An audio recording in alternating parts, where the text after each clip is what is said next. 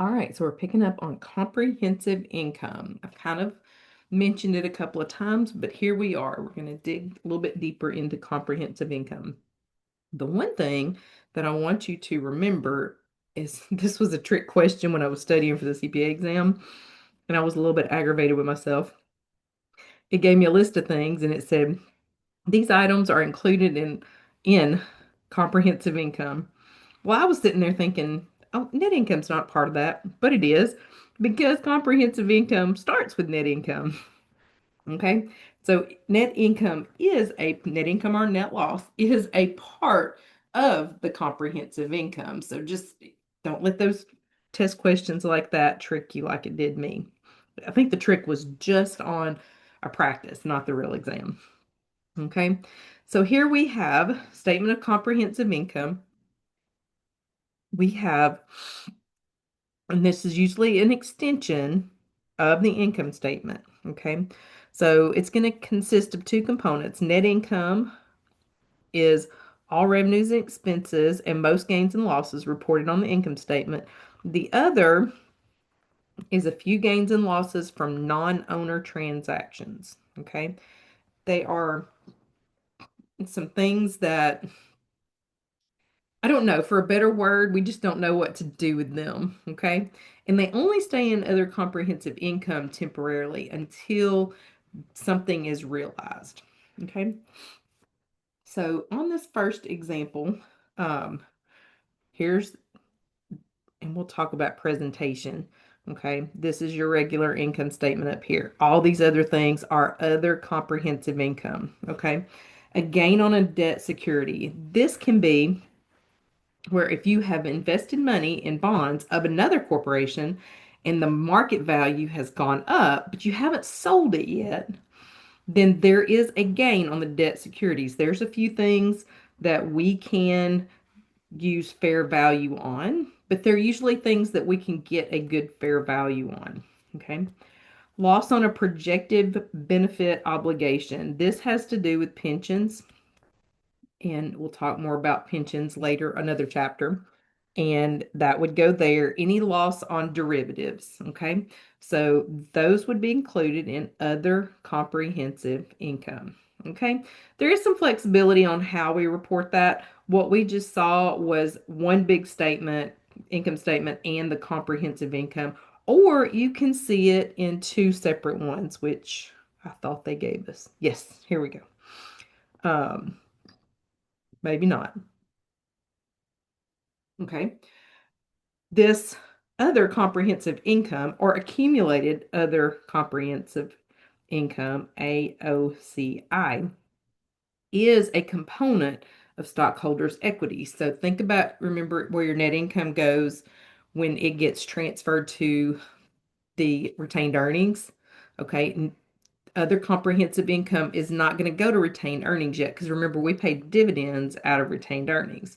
This other accumulated other comprehensive income stays in the shareholders' equity until it's realized, and then it will get taken out of AOCI, and then it will be put into the income statement. All these things are just parked there temporarily. There's none of these things that are going to stay there indefinitely. Okay. So you can kind of see here we have the net income, right? Where was that net income? I believe that's what it was.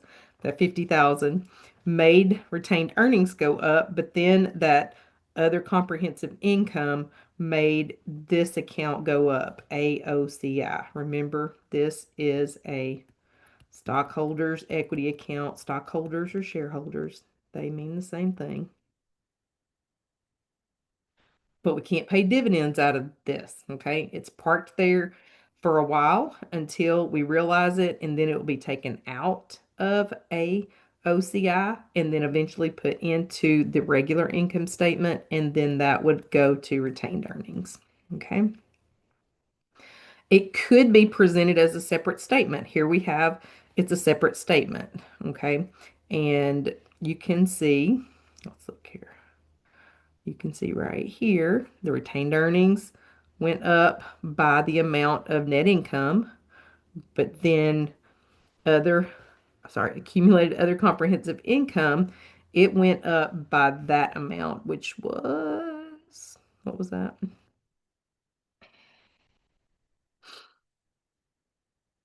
904. There we go. That number right there. Okay. And the net income made retained earnings go up. All right. Um, this is total shareholders' equity unaffected by the classification. So if the company reports a $10 million gain net of tax and net income, then retained earnings will be higher by 10 million.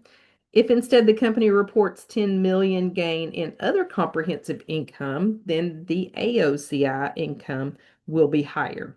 Either way, the stockholders' equity is going to be higher by 10 million. Okay. And like I said, eventually all of those AOCI items will be reclassified into net income or net loss and then moved over into retained earnings. Okay.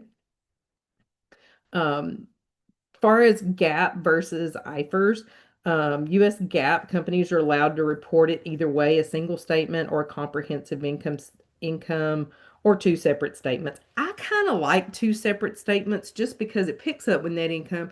It gives me a nice dividing line to see. That's just personal preference. I'm sure nobody doing financial statements would ask my opinion. That's just me though. Okay.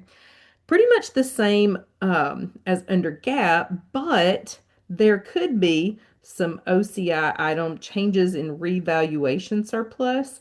So it could is possible under IFRS, but US GAAP prohibits that revaluation. So IFRS kind of lets, if your buildings go up in fair market value or your equipment goes up in fair market value, they will let you raise that value up on your balance sheet, and then we'll park it in OCI until we realize that gain or loss.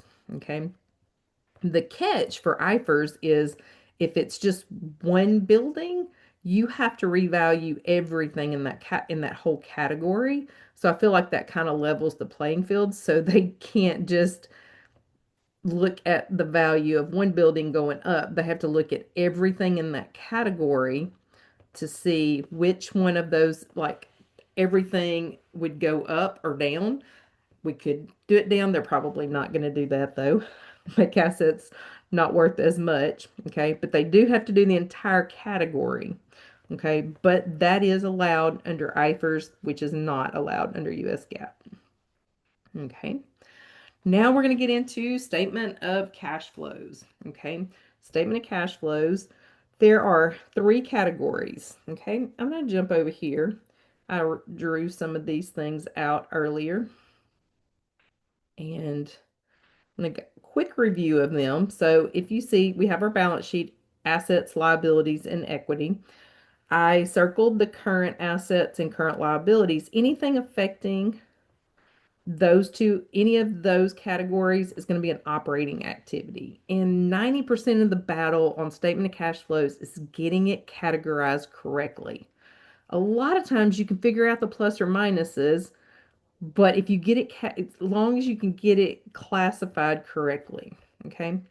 Long-term assets, those are investing activities. A lot of students get confused because they think, oh, but we have stocks over here, and they think stocks and investing. The stock we are issuing for our company is a financing activity. If we bought stock in another company, that's investing. Okay. So I, I just made this up. I didn't get this out of a book or anywhere. I just drew that out and I've been using that for a few years. Okay. The things we need from the income statement will be net income or loss. We need any gain or losses on the sale of those long-term assets. We need depreciation expense, depletion, and amortization expense. Remember, depreciation is the expense associated with property, plant, and equipment. Depletion expense is associated with natural resources. Amortization expense is associated with intangibles. Okay. Those are all operating items as well. Okay. So come down here and I'm going to erase some of this because I kind of want you to see me go through it. I have one rule, one and only rule that you really need for plus or minuses to figure that out. We will go back over to the um, PowerPoint here in a minute, but I want you to kind of see how some of this works before I just go back over there and just turn you loose with the statement of cash flows. I probably should have erased all of this prior to starting this video. Okay. All right. So here's my one rule. We live in the US. Okay. Use and source. A long time ago, before it was called statement of cash flows, it was actually called a use and source statement. My boss asked me to do a use and source statement one time, and I just kind of looked at him with deer in the headlights, and I was like, I don't know what you're talking about. What is that? I was still in college at the time. And so he started telling me what was on it, and I was like, oh, we just call that a statement of cash flows now. So it's the same thing, but statement of cash flows is very, very important. If I had one statement, I couldn't see any other ones but one, I would take the statement of cash flows every single time because it's a summary of all the other financial statements. Okay. Use and source. Okay. If the change is on the debit side, it will always be subtracted. If the change is on the credit side, it will always be added. Okay. So let's go through a couple of examples really quick. Accounts receivable, which is a current asset. Let's just say it starts with $1,000 and it ends with 2,000. Okay. We have an increase in accounts receivable of $1,000. We're going to subtract the increase in accounts receivable. Okay. For some of y'all who don't believe me and you want to memorize a whole bunch of rules, I'm okay with that, but I was going to come over here and show you. Here we go. Here's all the rules. There's a whole bunch more. We'll go through them, but right here you have your balance sheet adjustments. An increase in operating assets, that's just current assets, okay? That's all that is. Operating liabilities, those are current liabilities. Okay?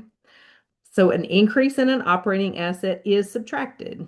Okay, let's think about this. Why is it subtracted? Because we start with net income in the operating section of the statement of cash flows. There is $1,000 that we had in revenue that went to the income statement. Because remember, the income statement's done in accrual basis. We're trying to switch it back to cash basis because cash still pays the bills. Okay. $1,000 of customers that we earned revenue on, but we didn't get the cash. So that's why we have to subtract the $1,000. Okay. And this is the indirect method. We are going to do the direct method as well, mainly because it's tested on the CPA exam, but it's not used very much. Okay. And the only thing that changes from the direct to the indirect method is the operating section. The investing and financing section stays the same. Okay. Let's look at another current asset. We have inventory. Let's just say inventory started at 10,000, and I'm making these numbers up as I go just to illustrate my use and source rule. Okay. So inventory went down. The change is on the credit side, and that's $5,000. We're going to add it. Okay. If I go back over here to my rules, a decrease in an operating asset is added. Okay. Let's think about why is it added? Okay. We didn't buy, that's inventory we used up that we didn't use cash for because we already had it. But that expense went to net income, but we need to take it out, so that's why we are adding it back. Okay. Let's do accounts payable. Accounts payable, let's say it starts with $2,000 and let's say it increases to $5,000. Okay. That change is on the credit side. Based on my rule, we are going to add it. Okay. Come back over here. We have an increase in operating activities, current liability. We are going to add it. Okay, those are the rules. My one rule applies to every one of these, any account. Okay, let's think about it conceptually. We had expenses that went to the income statement and made net income go down. So now we're adding it back because we haven't paid for them yet. We still owe for them. We haven't paid. Okay. So that gives us an increase in cash. Okay. Now let's look at salary payable, another current liability. Okay. Let's say that it was $1,000 and it went down by 500. Okay. My change is on the debit side of 500. We will subtract that. Because if we go back over here, a decrease in operating liabilities, current liabilities, we would subtract it. Okay. If you like those rules, you can memorize those rules. If you are getting it wrong and you still have the rules memorized, then I suggest you use my one rule. Okay. So a couple of things, some of the most complicated things that end up being in statement of cash flows is when we have equipment and the accumulated depreciation for the equipment. Okay. So this is equipment's an asset, so it has a beginning balance and an ending balance on the debit side. Something's wrong if it ended up being on the credit side. Okay. Accumulated depreciation is that contra asset, so its beginning balance will be on the credit side and the ending balance will be on the credit side. Okay. What makes accumulated depreciation go up? Depreciation expense. Okay. Remember, I told you, pull that depreciation expense. So they may want you to work a problem here to back into a number. Okay. So there's a lot of moving parts. And if you have to draw equipment out, draw the accumulated depreciation out with it. Okay. So they may give you the depreciation expense. What if we bought some new equipment? Okay. That would go over here on the debit side of equipment. Okay. Here's where it gets a little dicey is if we sell a piece of equipment and we take out the equipment, whatever that amount is, I'm just going to put sale of equipment. Okay. We would take out whatever is associated with the cost of that equipment and whatever its depreciation is. Okay. Remember, those two things together gives us book value, how much we're carrying on our books as. If you get a gain or a loss, if you have a gain or loss from the sale of that equipment, then you're going to have to back into what your proceeds were of the sale of that equipment. So let's just say we had a piece of equipment that had a cost of 10,000 and it had accumulated depreciation of 8,000. So our book value for that was 2,000. Okay? So, what if our proceeds were 5,000? Okay? Proceeds were 5,000, then that means we have a gain, right? We have a gain of $3,000. That gain is going to get added to net income to make net income go up. We don't want it in net income because it's not a net income, it's not an operating number. So we would subtract a gain. That sounds backwards. We'd subtract the gain in operating and we'd put the entire proceeds in investing. Between the two added together gives us that book value. Okay. The other thing to realize is that retained earnings, you're basically reconciling retained earnings. Okay. You have, hopefully, you have a beginning balance on your retained earnings and an ending balance on the credit side as well. Okay. Net income is closed to the credit side of retained earnings, and dividends are on the debit side of retained earnings. Okay, so you're not going to be looking, there's not going to be an entry somewhere change in retained earnings. You want this net income is going to go to operating. It's actually, that's where you're going to start in operating is net income or net loss. And then your dividends that are paid, that is a financing activity. Okay, so we can't just lump everything that changed in retained earnings into one bucket. We have to reconcile this. Okay, paying the dividends is a financing activity. So those will be separated. Sometimes they'll give you this beginning and ending, and they may give you dividends and they not give you net income, and they may make you back into net income, and that is how you would do it right there. All right, so let's jump back over to the PowerPoint. And I kind of left off up here. Oops, sorry. Went a little bit too far. All right. So here is some more rules, and they have them classified. That can get to be a whole lot, but you can go back to my accounting equation and what fits into each one of those. Okay. All right. Um, Operating activities, we are looking at cash inflows.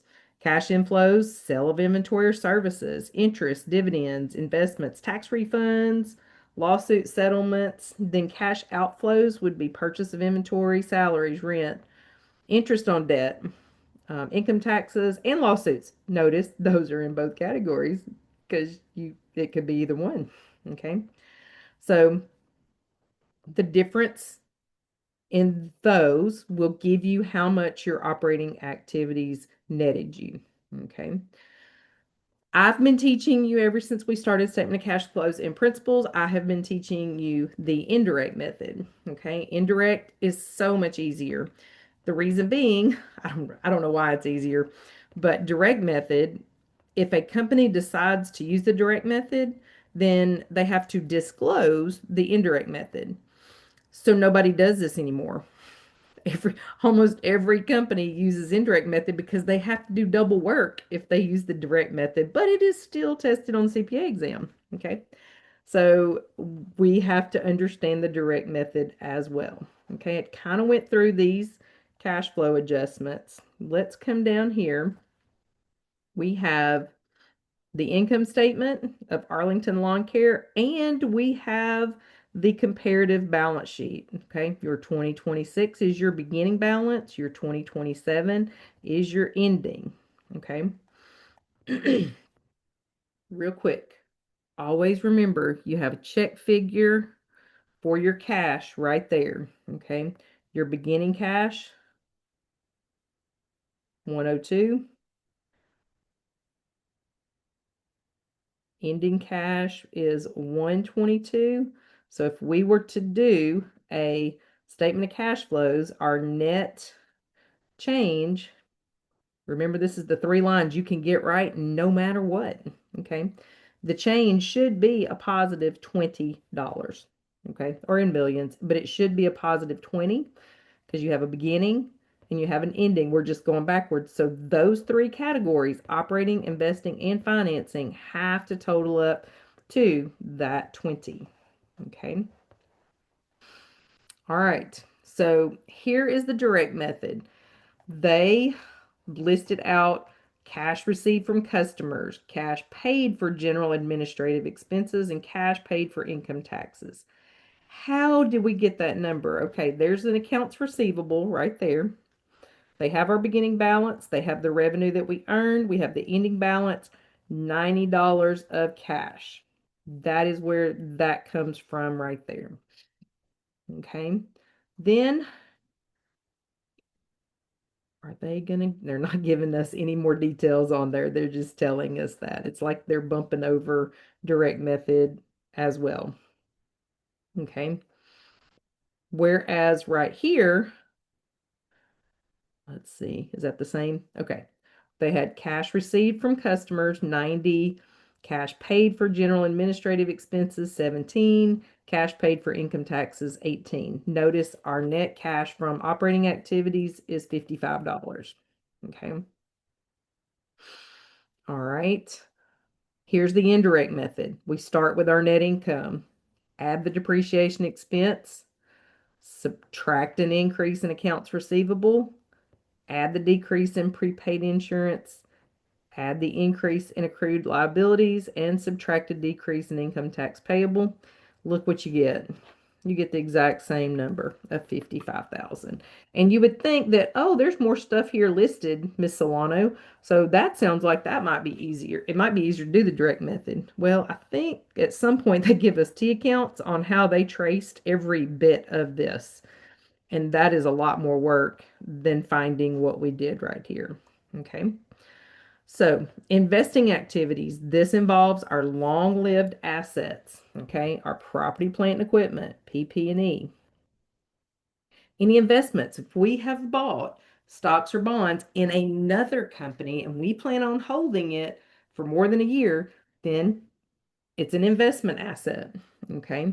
It could be intangibles, it could be natural resources. All of those things make up the investing activities, okay? Your cash outflows are the purchase of the investment, purchases of property, plant, and equipment, and intangible assets, lending with a notes receivable.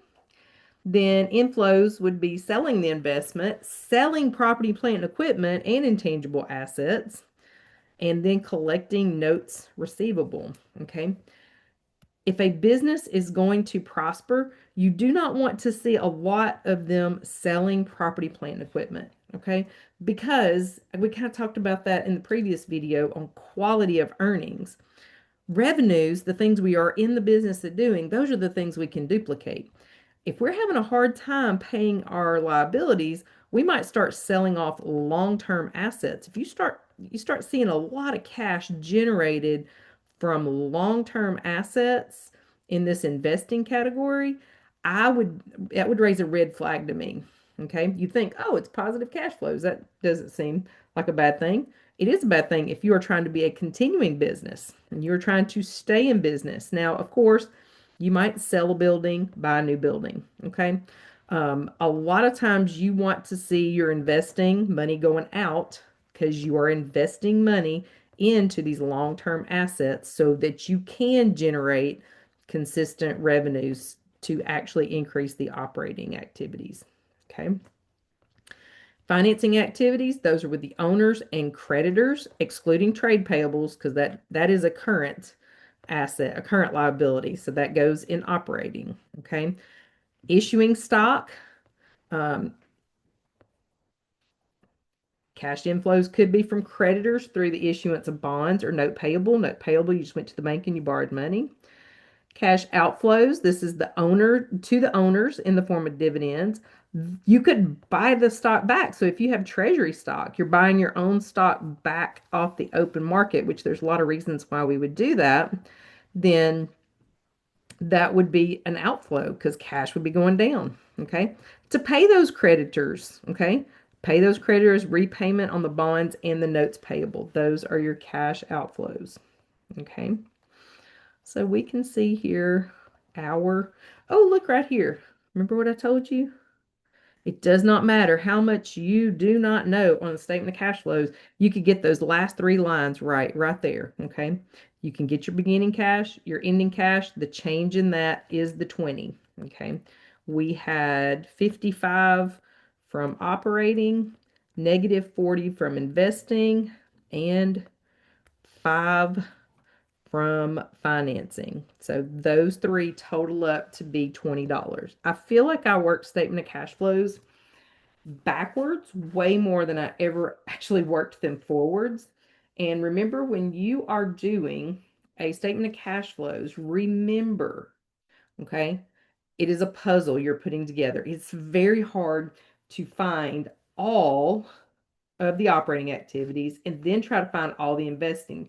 Take the information as they give it to you, put it where it belongs, in what section, plus or minus. That way you don't miss anything. Okay. So, next thing we are going to talk about is non-cash investing and financing activities. Okay. So, let's just jump back over here to my T accounts, or not really my T accounts, my little diagram that I had. if I can get this.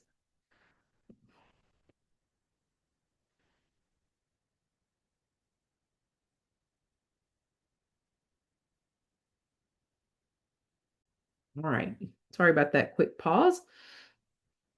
Had to do that to shut OneNote down to get it to come back up correctly. Okay. So you may buy, let's just say we buy a building with a note payable. No cash is involved. It is a non-cash investing and financing activity. Okay. You could buy a piece of equipment with a note. You could get a piece of equipment with sorry, my thing got off here. You could buy a piece of equipment by issuing stock. Okay. So those are the non-cash investing and financing. You just make a disclosure on those at the bottom of the statement of cash flows. That's all you do because the number doesn't really matter. No cash was involved. Okay. All right. We have a few little questions here that I would suggest you go back or pause the video and look at those and try to answer them and understand why the answer is what it is. And then we're almost done with this video. We are looking at IFRS and US GAAP. So right up here, US GAAP, dividends received, because remember, we might own stock in another company. We may own bonds of another company, and we will get interest received and dividends received, but we'll also have interest paid. Okay. For US GAAP, that's how those are. Dividends paid is in financing. But if you come over here to IFRS, it's just a tad bit different. Okay, the dividends received and interest received could be part of investing activities. The interest paid, which makes sense because if you have a bond payable or note payable, that interest paid actually is attributed to financing activities. Okay, but for GAAP, this is how we do it. Okay, all right. And here we have International Financial Reporting Standards Statement of Cash Flows. They have this one in euros. Not going to spend much time on that one because I'm not testing you on IFRS right now. We have a whole class called International Accounting and Law coming up in spring of 26. So if you want to know more about IFRS, you can take that class with me. All right, I will see you in the next video.